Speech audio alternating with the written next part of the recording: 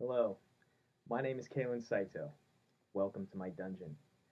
Uh, you probably know me more than likely. You've seen me at the store.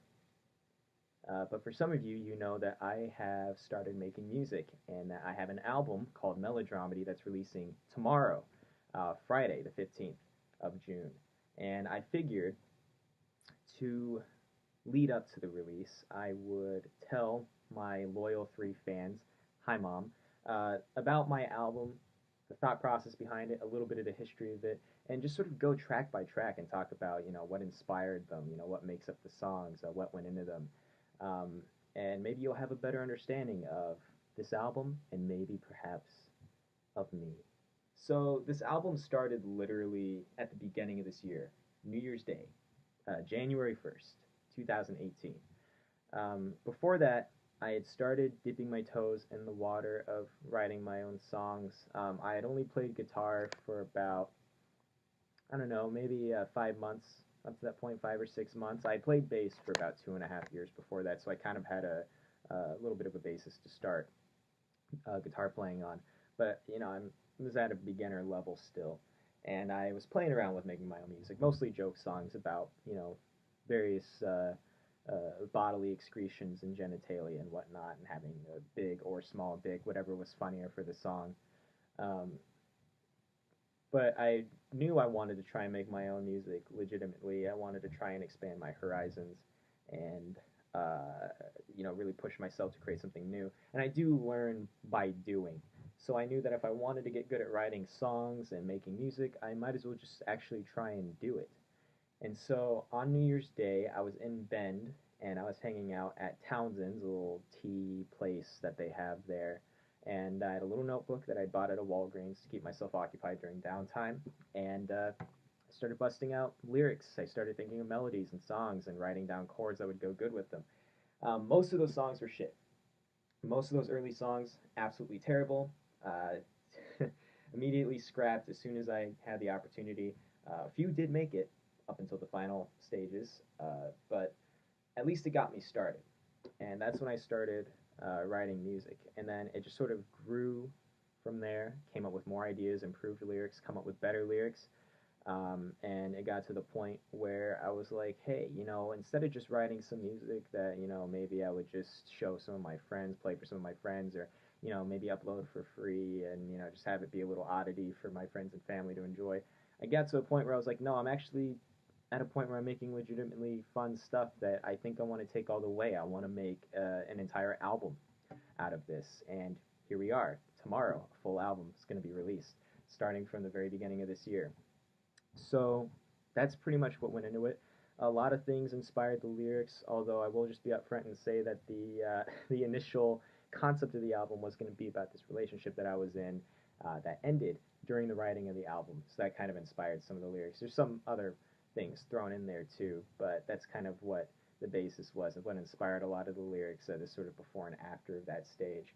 Um, but I don't think there's really anything else to say about the genesis. It wasn't really like there wasn't any huge concept. There wasn't any, big deal that was happening. It just sort of happened and grew into this thing that exists now. So why don't I actually just start talking about each of the songs, and we'll go from there. First track on the album, Comeback Kid, one of the more energetic and fun tracks on the album. This song is sort of like a little hodgepodge of a bunch of one-liners that I had written that I thought maybe might make their way into separate songs, but initially I thought they all worked well together enough that I could combine them into one track. And what this song is about is sort of this the elation of coming out of a rut, which is exactly when I wrote this. It's about the joy of saying, hey, I'm not depresso anymore. I'm espresso. I don't know.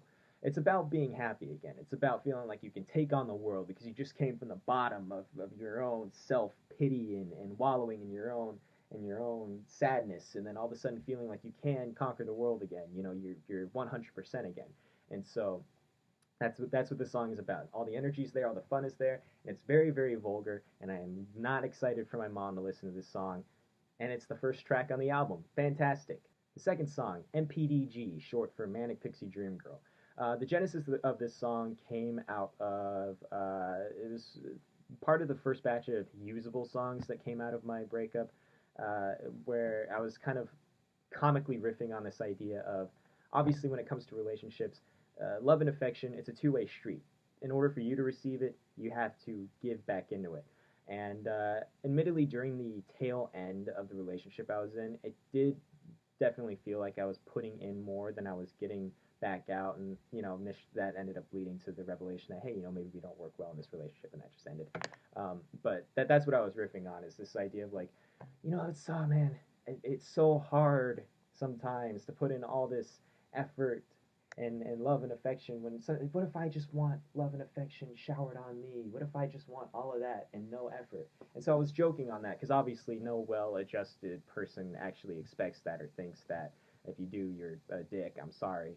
Um, but from that idea of joking around with that concept of some loser who just wants love and affection and wants to give nothing in return, I kind of ended up tying it to this long-standing trope, mostly in movies, but you can also see it like in comics books, stuff like that, of the manic pixie dream girl, a character who is much more of a plot device than an actual person, an actual character. Oftentimes, you see these characters appear in movies where you have a mostly, oftentimes, male protagonist who's sad and disillusioned with the world, and he's very pragmatic, and he doesn't see the color or magic in anything, and all of a sudden this girl enters his life, and it suddenly becomes her life goal to fix this man. It becomes her obsession to like love this man and shower all this magic and affection on him. And it's very unrealistic. It's mostly stupid. Very rarely does this actually work, especially because you usually sacrifice an actual interesting character for someone to just sort of be a device in this other character's arc. And so I played into that with this song. I just added that on. It's like this person in this song, he wants someone to shower love and affection on him and show him that the world is good again. So he wants a manic pixie dream girl. Um, so it's critical of that trope, but it's also critical of this mindset that I feel like a lot of people can fall in, where they forget that they too have to give into a relationship in order to justifiably receive all the good benefits of that back, love and affection, equal exchange, alchemy, whatever. Uh, so that's kind of what that ended up being, and ended up turning into a really, really fun track. I think lyrically, sonically, it ended up being one of the best, and it turned from like one of the more comedic and fun songs that I just sort of spat out to, honestly, probably my second favorite song on the entire album. Third track, I Wanna. This one is very, very bare bones. This came during the height of the relationship I was in, and it's basically a song about being happy, about being with someone that you like. It's cheesy, it's gross, but it's fun. And for the album version, I stripped it back. I made it seem much more of like you were actually asking your significant other to sit down on a couch in front of you and straight up just playing the song acoustically to them. There's even clapping percussion in there. It feels sort of like a campfire vibe. My initial idea was that it was going to be much more bombastic and loud and well produced, but I just thought that this worked out a lot better. There's not really a lot to talk about with this track. It's just sort of a goofy expression of positive feelings, and it comes off really, off the wall and goofy. Track 4, Clusterfuck. Really the only time I get political on this album, aside from maybe track 8, but even then that's more of a joke on track 8. I really wanted to write more political stuff, but there's a problem with that. One, for me, political stuff is stuff that I have to mull over much longer, and for this album, I wanted the songs to be a bit more spontaneous in their creation. Obviously, when you're saying something political, at least for me, I want to make sure that what I'm saying is what I truly feel and it actually accurately expresses all my feelings about a thing. And not only that, just have so many ideas for that type of stuff. I want to save it for another project, something where the whole of it can be political, something where the entire thing is a statement. But for this song, uh, I just sort of put together little vignettes of things that I had seen in the news, that I had heard anecdotally, that just sort of paint a picture of a place that is in total disarray, aka a clusterfuck. Of course, the US of A is what I'm referring to here. And so it's just sort of, a bunch of little sadly true stories. Things like a kid who's too young to drink but old enough to die for his country. A woman who pays taxes hoping that it improves the country for her kids in the future, but instead we're just getting it spent on more useless military expenditures. Um, Someone who is, an immigrant and who's working their ass to the bone, uh, scrubbing floors and doing all these things to help give money to their family, and yet they live in a country that's openly hostile to them and no one wants them. Or perhaps people who desperately want to protect their right to own guns, despite the fact that innocent children are getting gunned down, just so they can drive out to the desert and shoot at cardboard cutouts of Hillary Clinton. It's just sort of a darkly humorous look at different windows of life in America that paint a pretty ugly picture of the country that we live in. Track number 5, Neck Tattoos, one of the more fun ones, heavily inspired by early King Gizzard garage stuff, really simple stuff, kind of like Ty Segall, OC stuff, although I wouldn't say it's nearly as intricate as a lot of like John Dwyer's stuff because he's actually a actual deity of the guitar. Neck Tattoos is about hickeys. It's a jam about hickeys. The person I was dating, she was notorious for leaving like alien leech-sized hickeys, this big, bright and red, couldn't hide them. And that's essentially all it's about. It's a goofy song about hickeys. Talks about the awkward experience I had coming home to visit my family, and I happened to have a nice set of them on my neck, and I had to uh, tell my mom, "Oh no, I was at the docks and I got attacked by clams." That's what it was. It was definitely not a sexual encounter, mom. Anyway, yeah, that's what the song is about. Track number 6, Hide a Body. This is one of the earliest songs that I've written. This is one of the like longest standing songs that actually made it all the way to this final stage. I initially wrote this song when I was at home visiting my family a little bit after New Year's. My brother had just gotten a new guitar, and so naturally during downtime I was jamming on that, trying to come up with stuff.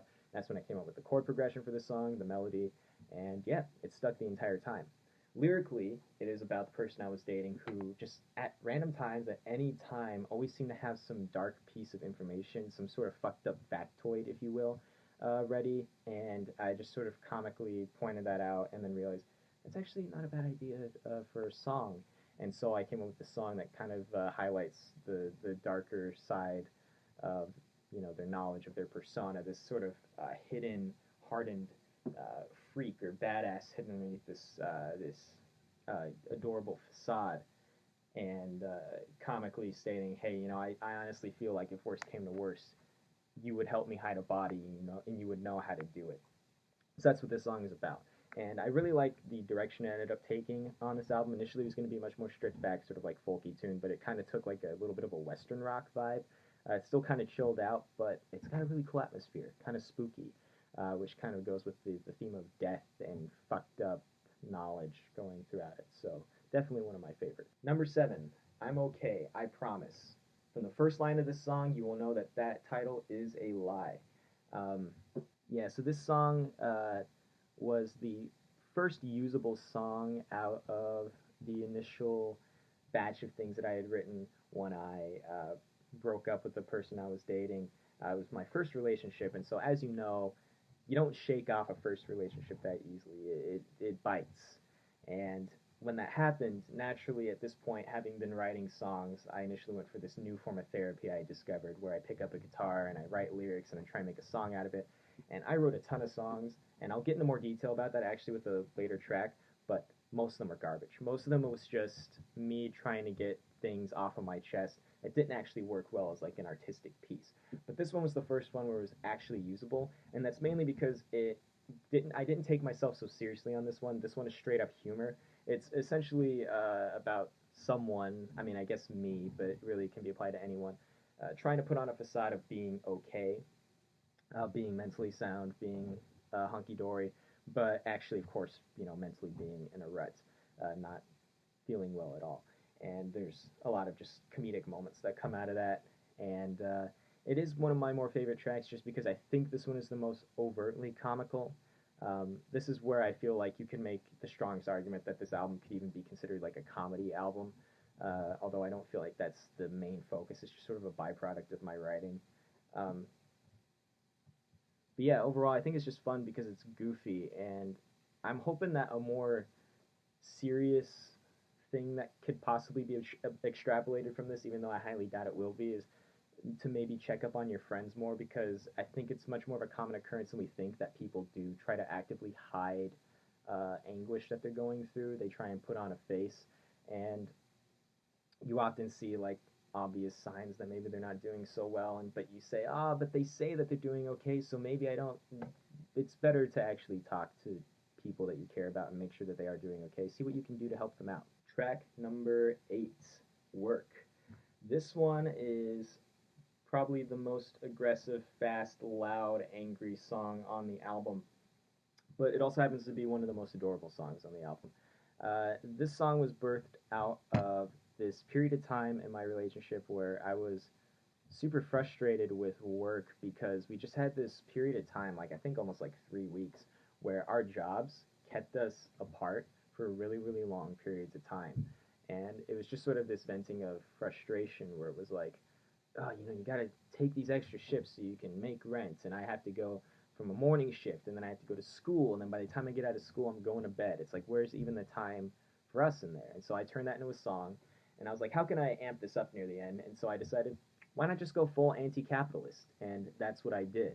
And it got really, really goofy near the end, really, really abrasive. And I was like, how can I make this not cringy, because every single punk kid has written a song screaming about how they're going to kill capitalism and how it sucks. How do I make this not, generic and cliche and cringy?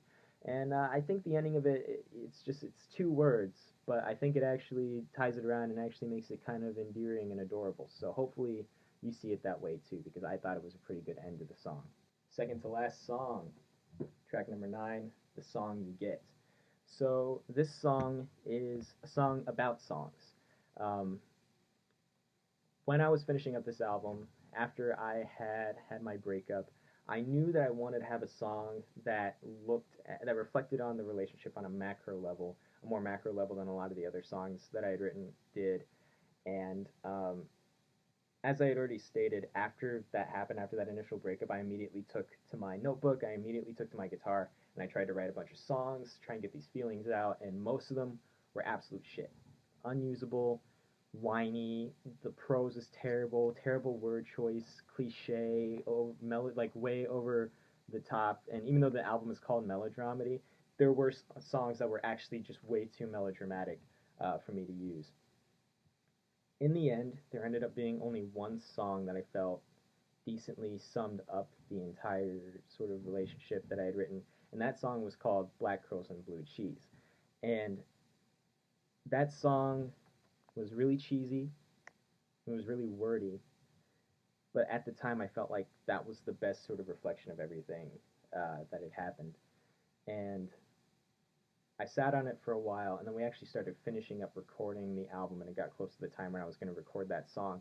And I had a moment where I was looking at it, and I'm like, I don't really feel these lyrics as much anymore.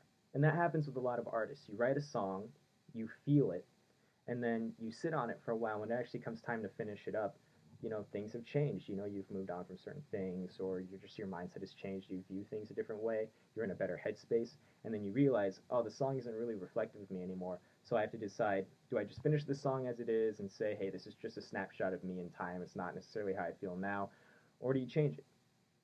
And for me, looking at the lyrics, there was a certain level of vindictiveness that I feel accidentally came through. Maybe not even accidentally, maybe subconsciously. I meant some of those things at that time when I wrote those songs. There was a certain level of vindictiveness in there that didn't sit well with me, didn't reflect how I actually felt at the time. Because, at the time that I was finishing this up, I was like 100% over everything. The breakup was amicable, we're all still friends, and I'd gotten over the initial sort of like bummer phase of being broken up with, and some other stuff that had happened too that I'd finally gotten over with. It wasn't like it wasn't weighing on me anymore. So yeah, that song I didn't feel it anymore. So I scrapped it, and I was like, well, shit, I'm out of song now. How do I replace this song? Because I still wanted to have a song that was reflective of this entire experience. And so what I did was I ended up just having a serendipitous moment. I came up with the chord progression, I came up with lyrics, and I came up with a melody, all of which I happen to like. And I ended up writing this new song, the song you get, in like 4 hours, and it ended up being a million times better than the other song that was going to be made. And so with this song, it's actually a song about songs. It's literally a song about all those other terrible things that I had written, all those like unusable uh, pieces of music that I had written. And it's like literally, oh, I wrote a song about this, I wrote a song about that, a song about this, but this is the song you get. It's a song about songs. And so it ends up actually doing a decent job of summarizing different aspects of what happened in our relationship, but is infinitely more positive, ends on a more positive note. And Yeah, it just ended up working out better. It sounds a lot better. It's way more intimate, I feel, way more emotional, and it covers that era of my life much better. And I'm just way more proud of this song than I think any of the other songs would have made me. Finally, track 10, All I Need. This song I hold very close to my heart because this was the song that made me realize that I was not a poser. I actually could write music. This is one of the early songs I had written. I wrote this song, the lyrics of this song, on break at my old job. Came home, and I was in my friend, my good friend, my best friend, my roommate Shane Raglan's room. By the way, Shane Raglan produced, mixed, mastered, helped record, helped write some of this stuff. This album would have been impossible without him. So big ups to my good friend Shane Raglan. I was in his room and I pulled out these lyrics and I'm like, yeah, I have these lyrics. I'm going to try and come up with a song. And a serendipitous moment happened. I came up with a simple chord progression, but it happened to work well for the lyrics. I came up with good melodies for the lyrics. And then when the chorus came, I came up with a really nice melody for the chorus. And then Shane played a little riff on keyboard. And we were both looking at each other like, holy shit, this sounds really, really, really good. And this was the first song at that point where I really felt that way. Like, holy shit, Eureka, this actually sounds really cool. And we ended up fleshing it out. We recorded a very basic demo on the spot. And I was like, holy shit, I can actually write music. I can write music that I would listen to, that I am proud of. And it was at that moment that I said, I don't just want to write like some songs anymore and just have them, to play for people or just have them as no, like no, I want to make an entire album. I want to push myself to actually see what I can do and do an entire cohesive experience.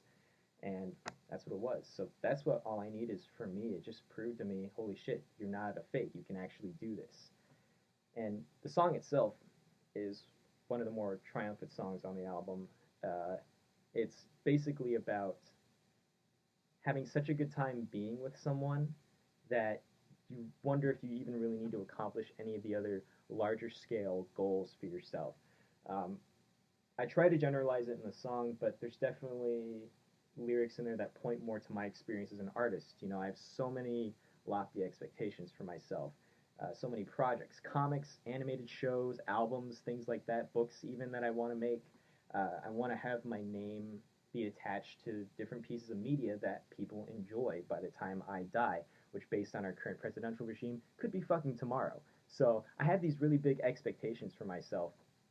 But when I wrote this song, I was in the height of this relationship I was in. I kind of joked around with this idea of, do I even really need to do all that though? Because I think everything that I ever wanted is right here. Maybe I just need to do what I need to do to subsist and be with this person. And luckily, this album ended up being, this song ended up coming out to where it is a bit more vague, so you could apply it to like a friend, a family member, something like that. It's not explicitly romantic, but it could be if you wanted it to. And that's another thing I really like about the song. And so that's just what it jokes around with, is saying, hey, maybe like trying to figure out my grand purpose, trying to figure out the best thing I can do, trying to push myself to the absolute limit is horseshit. Maybe all I need to do is just do what I need to do to be with you. That was a lot of rhyming words in a row. So yeah, all I need, and it ended up growing into a much bigger song than I initially uh, visualized. Because even as proud as I was when I first came up with it, I only visualized it as a really low key indie pop ballad sort of thing. But it ended up growing much more energetic and bombastic and way better than I could have imagined it being. And I'm super proud of it. I'm really, really proud of it. I couldn't think of a better way to end the album. And yeah, it's my favorite track from the entire thing. So that's Melodramedy. Hopefully, you enjoyed hearing about the process that went into each of these songs, what inspired each thing, the story behind each one. Hopefully, you're excited to listen to the album tomorrow. Um, it really means a lot for anyone that's watched this that was willing to sit through about 20 minutes of me talking about music that hasn't come out yet and music that isn't even anticipated really by anyone except for a few people. Again, hi mom. So it means a lot for that. It means a lot if you're going to check out the music. I really hope you do. It would really mean a lot. I'm hoping that I can get a lot of constructive criticism from this so I can make my further projects even better. And I'm hoping that in the areas that I feel like I did succeed, that I did indeed succeed. I hope that I did create an enjoyable product that makes some people happy, that brings some enjoyment to some people. And I'm hoping that I can learn from this and see what I did right, see what I did wrong, and continue to get better for future projects. Um, I'm hoping that by the end of summer, we have one or two more music videos out for songs from this album. I have some fun ideas that I think would be cool. And I think that's about it. My debut album, Melodramedy, 10 tracks. It's going to be released tomorrow, Friday, June 15th, 2018, on Bandcamp. Streaming services will soon follow. You'll be able to listen to it on Spotify. You'll be able to listen to it on Apple Music, be able to get it on iTunes, the Google Play Store. I'm going to have it up on YouTube soon, too. I want you to be able to listen to this album in any way that you can. Although I really, really, really would appreciate it if you went to Bandcamp and bought the album if you're interested in it, because that's the best way to support me. That's the way I get the most support from everything. So that's about it. Thank you very much for watching. Holy shit. I have an album coming out tomorrow. I have an album coming out tomorrow. Holy shit. Anyway, I hope you have a good day. Stay classy.